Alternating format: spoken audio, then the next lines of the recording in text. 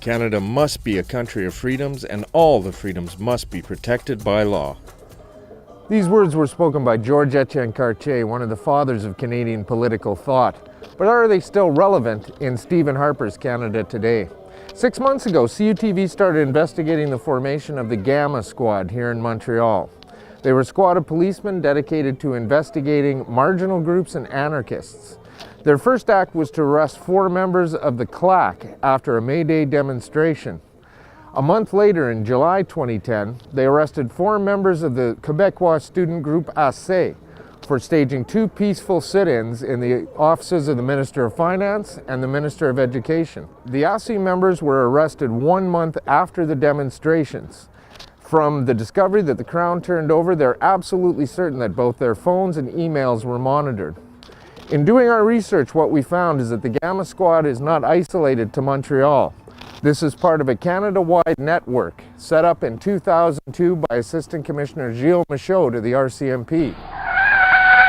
We interrupt this report to bring you an explanation for the tide of acronyms we're throwing at you. The Royal Canadian Mounted Police were formed in 1873, a quasi-military national police force. They had responsibility for national domestic security until the 1970s, when they were fired for impersonating terrorists. CSIS was formed in 1984 to replace the Royal Canadian Mounted Police in the national security role. It was handy for the Royal Canadian Mounted Police and money-saving for the Canadian government in that most of the ex-RCMP officers who first formed CSIS didn't even have to move desks, they just turned in their guns. INSET, the Integrated National Security Enforcement Team. This is the bureaucratic cover under which the RCMP got back into the domestic security business.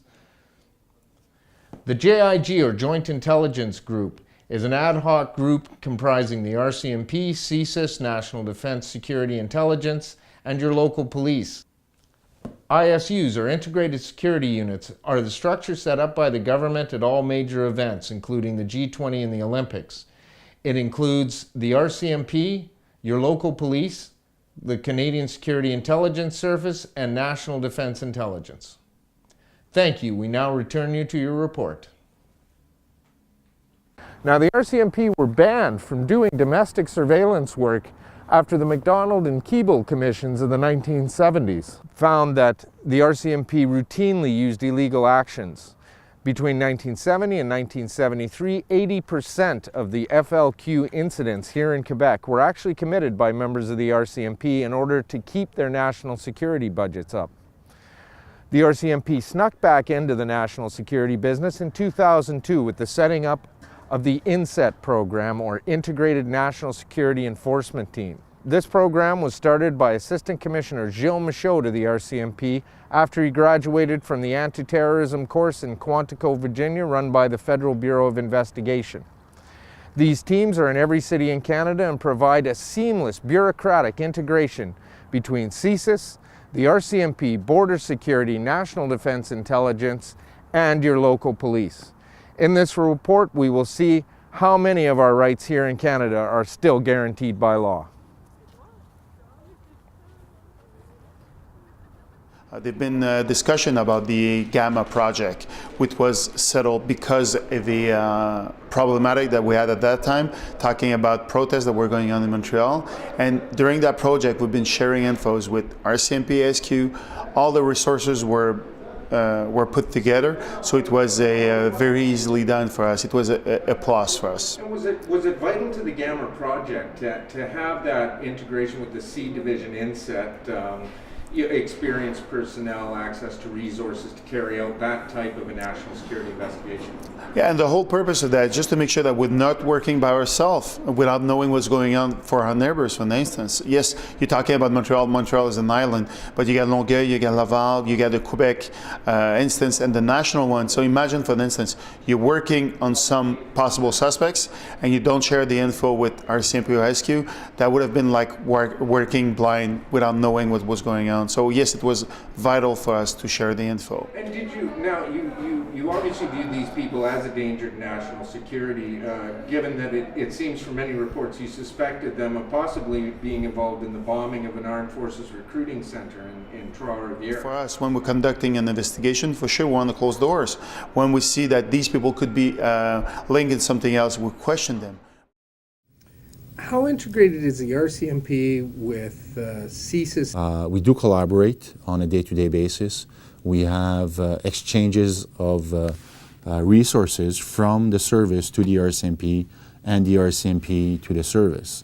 The purpose of these exchange of personnel is basically to afford our respective agencies the understanding and knowledge of how the other agency works, why and how they do their things, so that we can continue to collaborate effectively.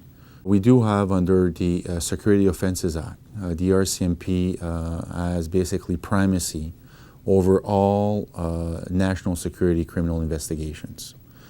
So when a police of local jurisdiction investigates or is able to establish that what they're investigating is violence in relation to either a political, ideological, or religious motive, okay, that would fall within the CSIS definition of a national security threat. That is one that the RCMP-led integrated units, the INSETs that you referred to, would step in. That being said, the INSET on its own, it is integrated. It is integrated because we have police forces of local jurisdictions that are on board. That's why the word integrated exists there. So this is done in a very seamless way. Talking about the Montreal Police Service, this is the kind of intelligence that the Montreal Police Service was the primary agency to get it, because we're working on the field. We get that info.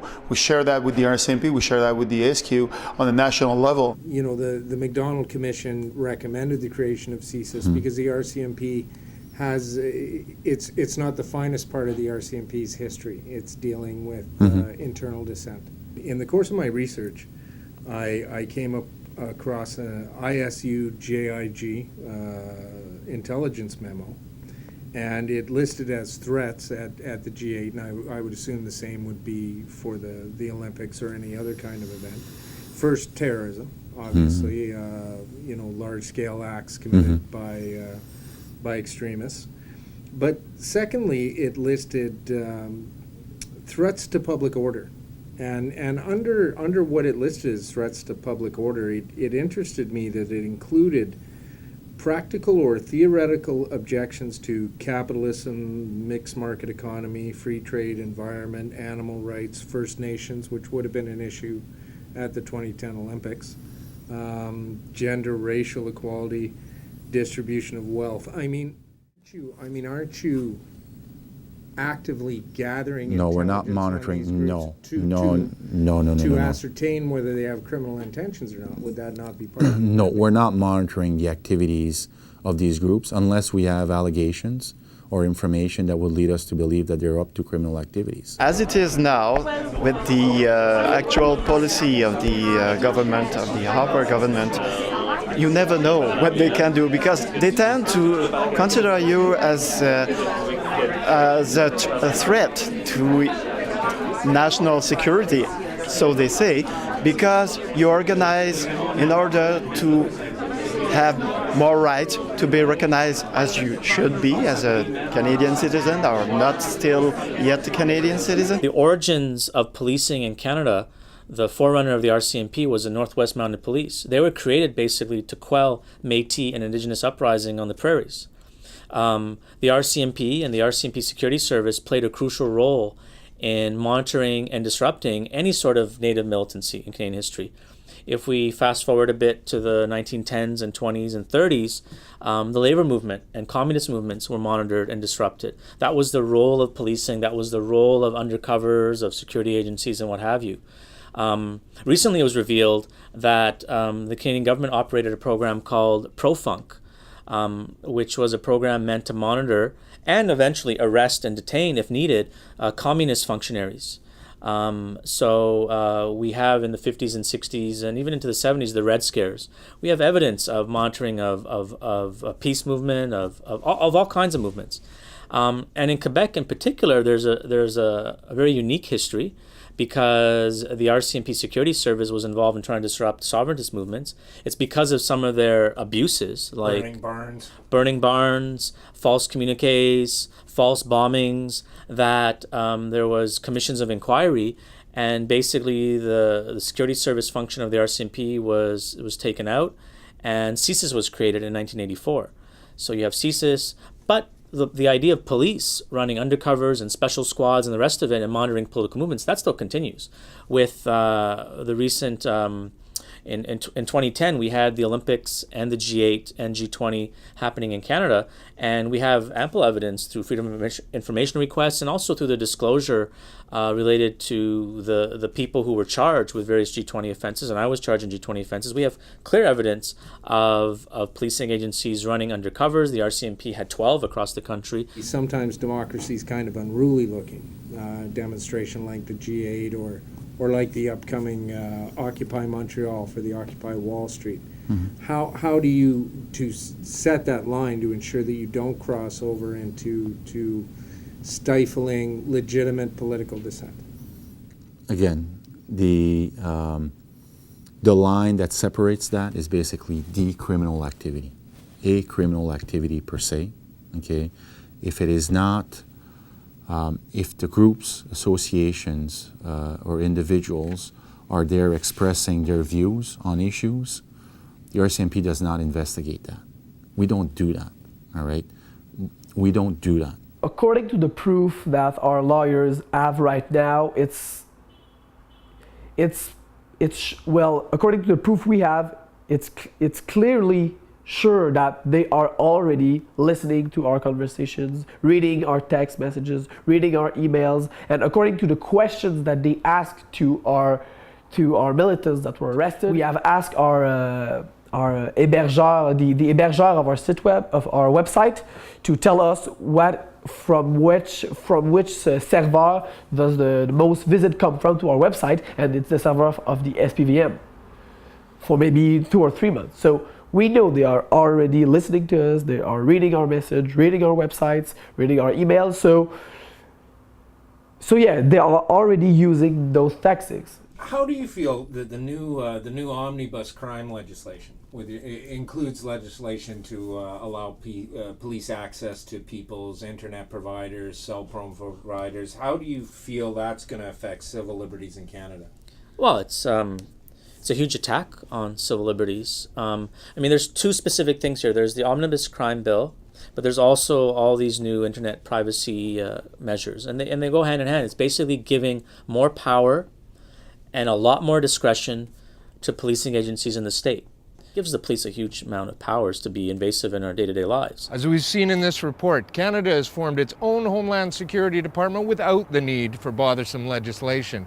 And the security apparatus is increasingly being used against social movements here in Canada. For more information, check these links. In our next report, we're going to look at CSIS's history of illegality here in Canada. This is William Ray for CUTV News.